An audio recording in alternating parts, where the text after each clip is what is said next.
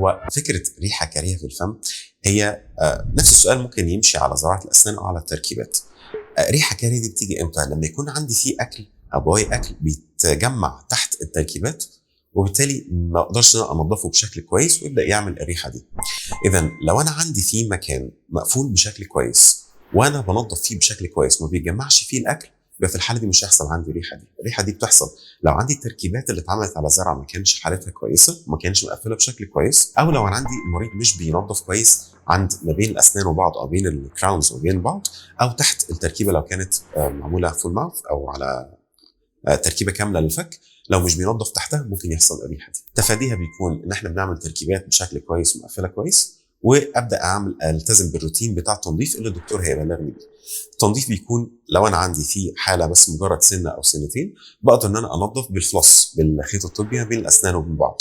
لكن لو انا عندي فيه تركيبه كامله او كراونز كامله للفك، في الحاله دي بحتاج ان انا انظف تحت الكراونز دي نفسها، يعني ما بين التركيبه وما بين اللف.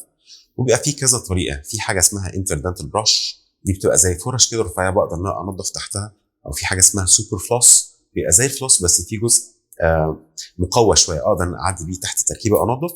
وفي حاجه ثانيه احسن من دول اسمهم ووتر بيك او الووتر جات، وده بيبقى زي بيقولوا عليه الخيط المائي، ان احنا بدافع الميه بقدر ان اوجهها تحت التركيبات وانضف تحت.